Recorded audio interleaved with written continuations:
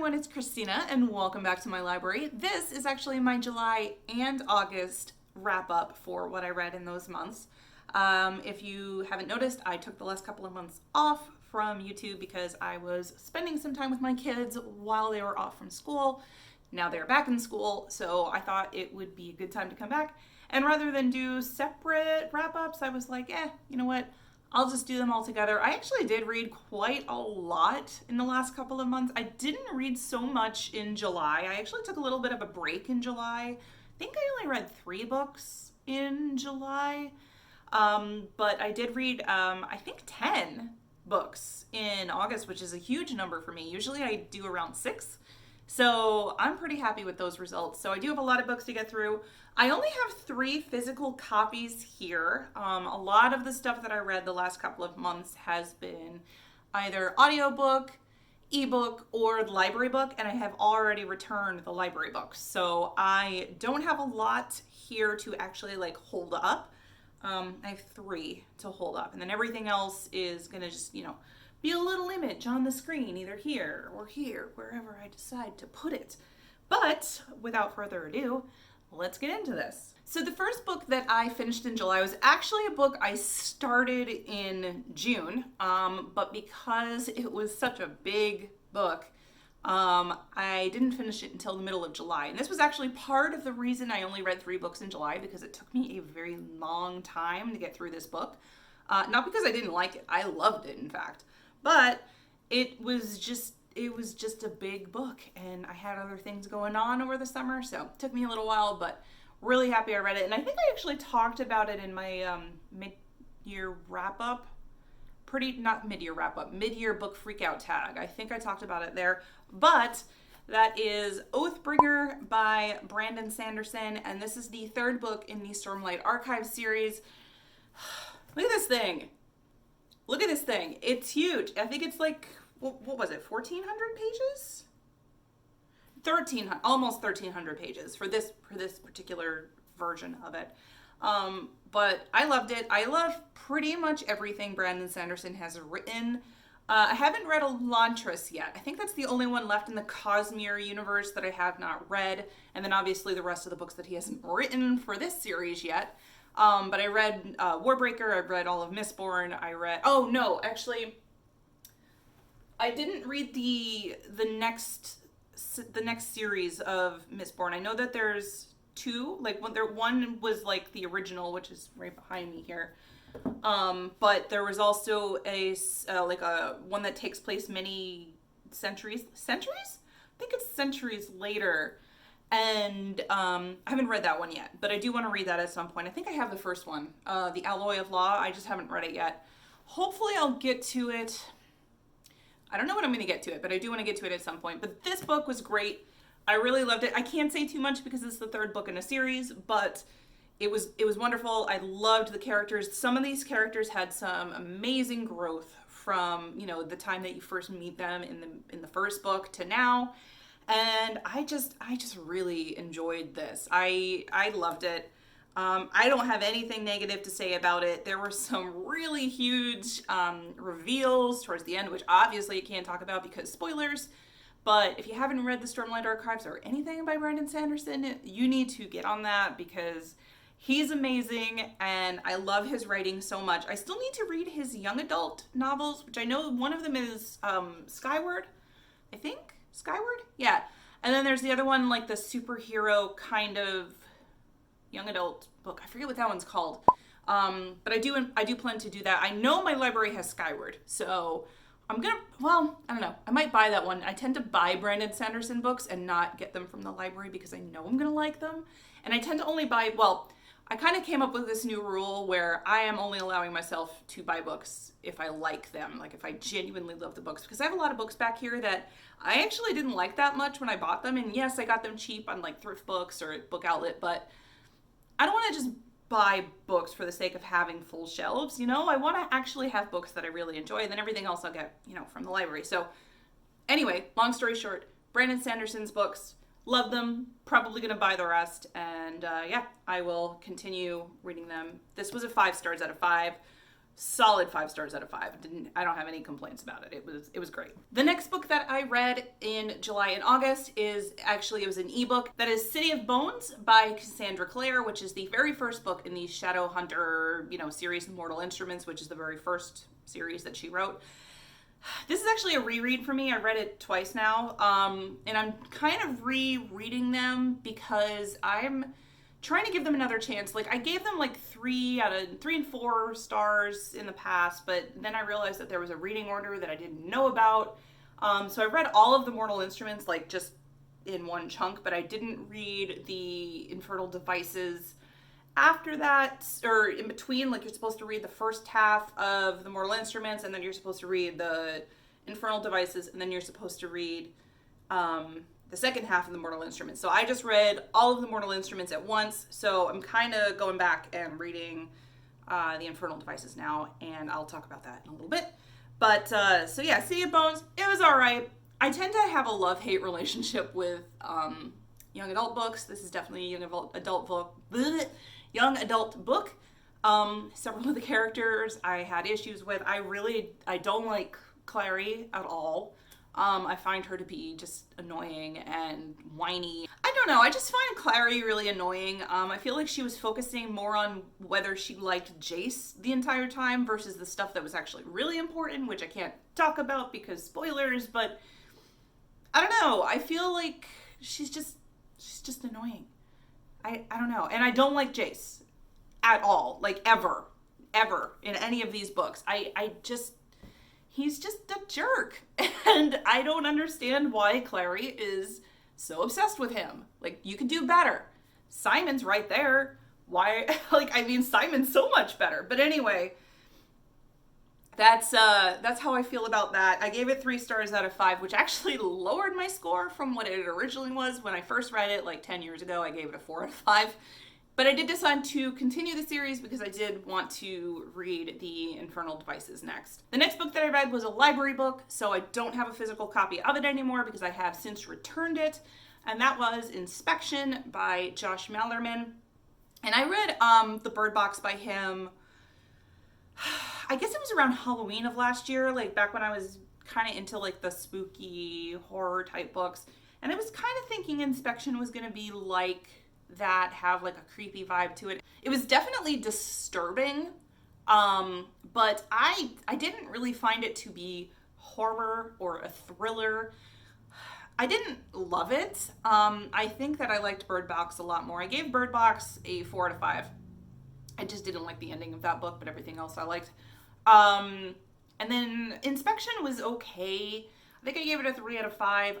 It was a little boring. It was a little slow. And yes, it was very disturbing, but it wasn't really what I was expecting it to be, I think. Maybe I just gave myself the wrong impression in my head, and then by the time I read it, I just couldn't get it out of my head of what I thought it was going to be, so I was a little bit harsher on it, but it was alright. It was a 3 out of 5. The next one this one I listened to because it was an audiobook, and that was King's Cage by Victoria Aveyard. This is the 3rd book in the Red Queen series.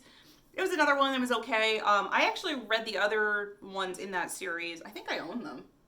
Do I own them? Yeah, I own them. You can't see them. They're up on the top shelf up there. But I do own Red Queen and Glass Sword. They're fine. They're good, solid YA books. This one was good. I actually really did like King's Cage a lot.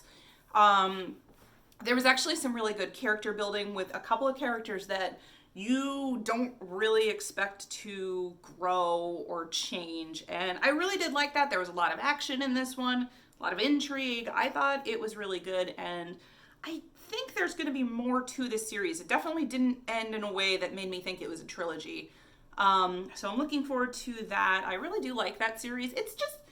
It's not like a 5-star read for me, but it's definitely good enough that I would want to continue. And I think every single book in that series so far has gotten a 4 out of 5 from me. So solid series, solid good YA series. I'm definitely continuing that one. I really enjoy it. The next book was another library book, and I'm actually kicking myself for not buying this one because it is gorgeous. Like, the cover is so beautiful and the book was fantastic. Like, I need to go to Barnes & Noble or, wherever and get a copy of this book at some point because it was just really good.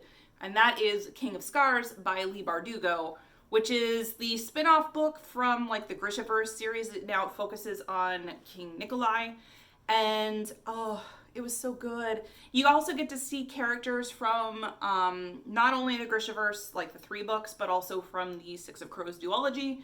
You get to see several of them, actually. I don't want to name them off because that might be spoilers if you haven't read the whole series, but really, really liked it. I liked the story. It kind of had 2 different parallel stories, and I really liked both of them. They were great. So I'm definitely looking forward to reading the King of Scars duology. There's going to be a second book. Looking forward to that. This one was a solid 5 out of 5 for me. I really liked it. Next is another ebook, and that is City of Ashes by Cassandra Clare. This one I actually gave 4 out of 5 to, which I think was the same score that it got last time that I read it.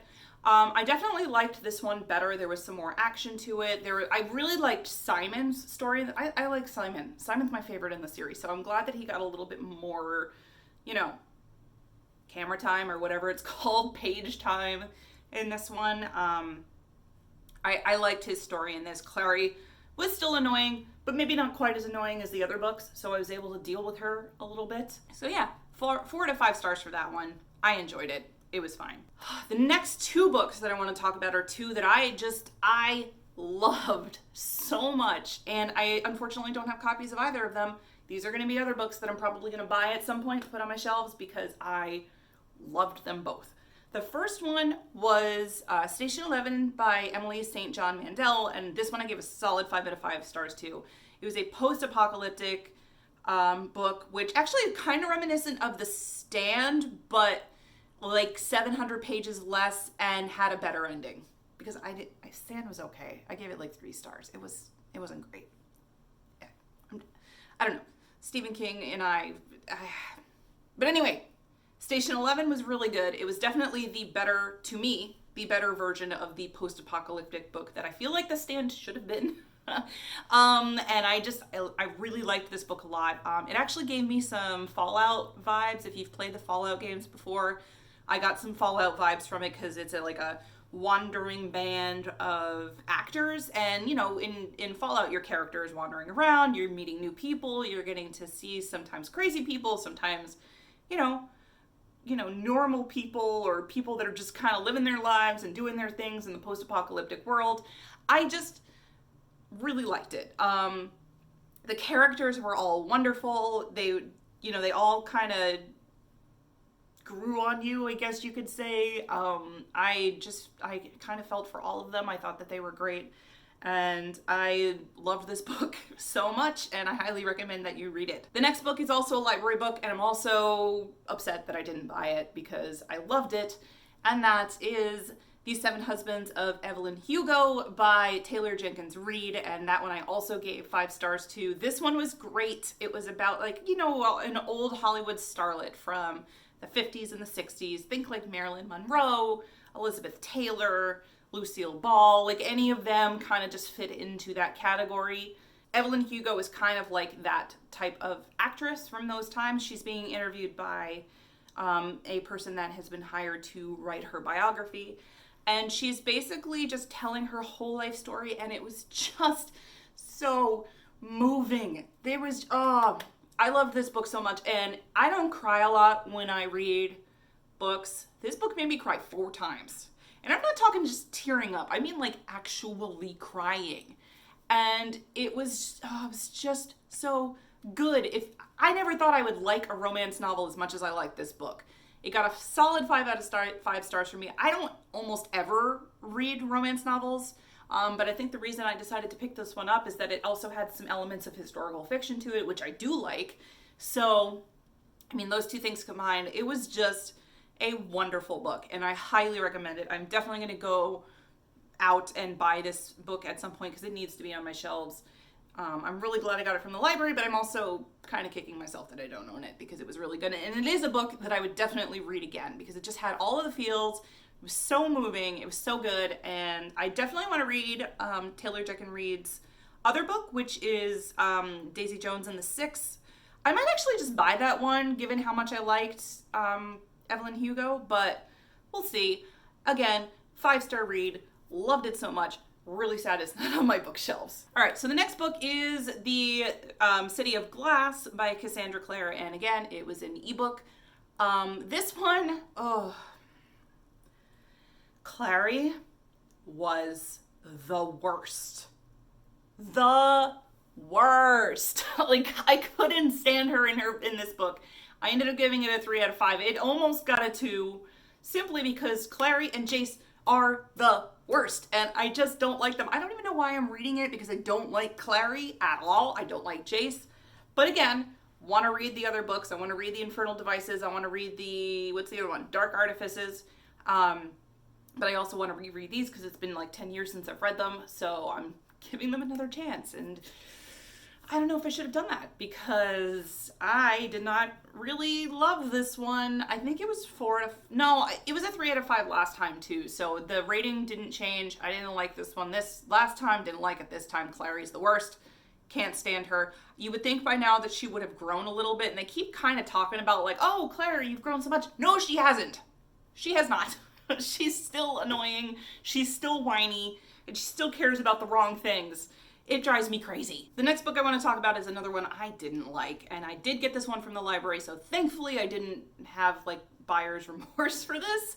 And that is The Death of Mrs Westaway by Ruth Ware. This is my first Ruth Ware book, and I wanted to read her because I know she does a lot of mysteries and thrillers, which I'm like really digging at this time of year. I really like reading thrillers and mysteries in the fall. It was bad. It was boring. It was so slow and boring. Like the thriller / mystery, there really wasn't a mystery aspect if the book didn't even show up until the last 100 pages. And prior to that, I read the whole thing thinking it was just going to keep getting better, and it was boring. And then finally at the end, there was a little bit, it wasn't even a lot of thriller / mystery tossed in, because maybe the author was like, oh, I said that this was going to be a thriller and a mystery, but I forgot to do that. And prior to this, I don't even know what the heck it was. It wasn't, I guess it was a contemporary. I don't know. I just didn't like it. It was about this girl who has who's on, fallen on hard times, and she gets a letter saying that she's owed money from a will for like her grandmother that passed away, except that it's not her grandmother. Like, she's never heard of this woman before. So she's like, well, they sent it to me. Maybe I should go and try and get this money. Let me just con people. And like, she's supposed to be a cold reader. She's a tarot card reader. And she's supposed to be able to read people's emotions and facial expressions and the way they speak really, really well. And that's why she decides to go. She's like, oh, I can totally con these people. Except she was like the worst cold reader ever. Like, she was constantly missing things in the book, the way people were acting, the way people were talking. And I'm like, you're supposed to be a cold reader. How am I noticing this? And you're just like, oh, well, I don't know. So-and-so said that, but that couldn't have possibly meant anything. Yeah. So anyway, rant over. That was 2.5 stars. No, 2 stars. It was 2 stars. I almost DNF'd it. I probably should have. But at least I don't have buyer's remorse, because it was a library book, and I got to turn it back in, and I never have to look at it again. I don't know if I'm going to read other Ruth Ware books. I know she did The Woman in Cabin 10. She's supposed to be a pretty good thriller writer, but this one was just not great. So, I don't know. I might give her a try again, but I'm going to need some time, because that book was just... yeah. The next book that I read is actually a book that I have a physical copy for. Yay! And that is Clockwork Angel by Cassandra Clare. This one I think I got on Thrift Books a while ago, and I just never got around to reading it, but then I decided I wanted to go through and read the Infernal Devices and the Dark Artifices, and also reread the Mortal Instruments. So I did read this. Actually, I just finished it not too long ago, and you know what? I now understand what people say when they say that Cassandra Clare's writing gets better as her books progress. Like, the Mortal Instruments were, they're okay. Clary's annoying. This book, though, I actually really liked it. I gave it 4 out of 5 stars, and I really, really liked Tessa. Tessa's the main character in this book. She is the main character, the female protagonist that I wish that Clary was. Because, yeah, she's still kind of annoying, but she has so much more, like, she's braver, she's spunkier, she's just... I don't know. I just like her so much more. And I like that this is set in the past, so it kind of makes it a historical fiction, which I love. There's some clockwork and steampunk elements to it, which again, love. I thought this book was great, but the one caveat here, and the reason it didn't get 5 stars, is, you know how I say that I hate Jace, and Jace is just kind of a jerk, and he's a little toxic, and he treats Clary like crap? Will stepped up, and he was worse. Will is terrible, and I don't know why Tessa likes him. I couldn't stand him, and the fact that he's worse than Jace says a lot, because I really don't like Jace. Jace is terrible. This guy, I don't even know. He's like on a second level of terrible. The one character in this book that did redeem this a little bit was, aside from Tessa, Jem. Jem is another of the Shadowhunters in this book, and I just really loved him. Where Will was just abrasive and awful and mean and toxic, Jem was very kind and very sweet, and I love him so much, and I wish that Cassandra Clare wrote more male characters like him, because he's a little bit more like Simon, and, you know, Simon's great too. I just wish that Jace and Will weren't such terrible people, I guess. But yeah, 4 out of 5 stars. It was really good. I'm glad I got this one, and I have a physical copy of it. The next book that I read was actually my other audiobook, and that was the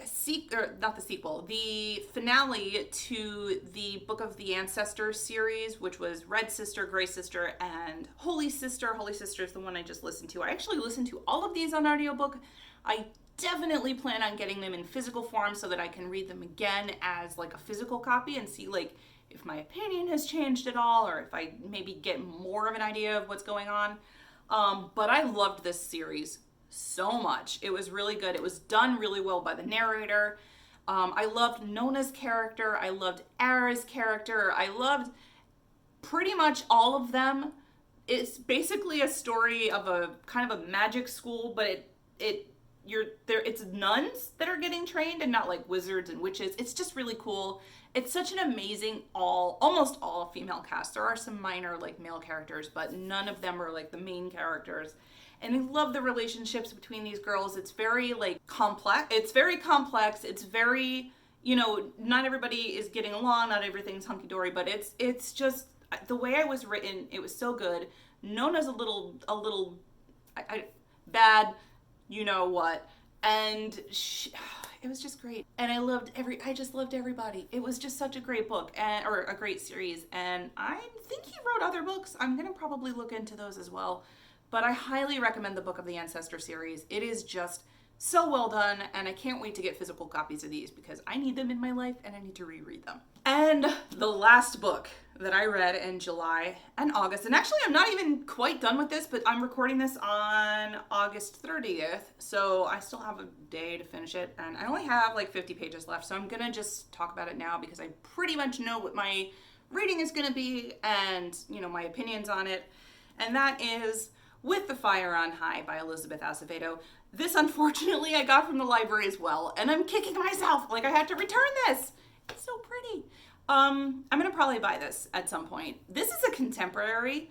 I almost never read contemporary. Actually, no, I never read contemporaries because they're just, I don't know, I tend to be a fantasy and sci-fi and mystery and historical fiction reader. I don't tend to read contemporaries, but I think maybe I should start because this was so good.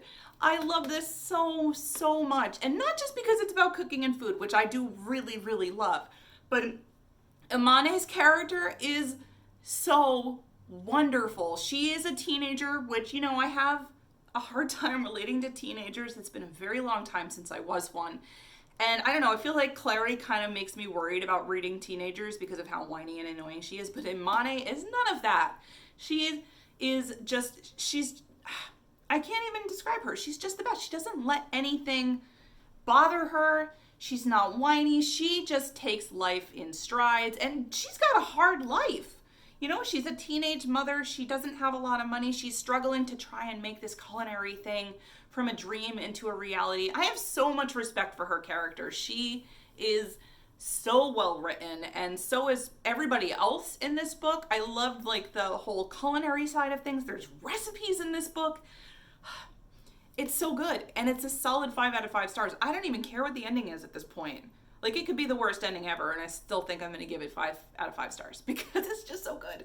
And I love Amani so much, and I really do recommend you read this, whether or not you're a contemporary reader. And if you're not a contemporary reader, this is probably a really good place to start because it's just that good.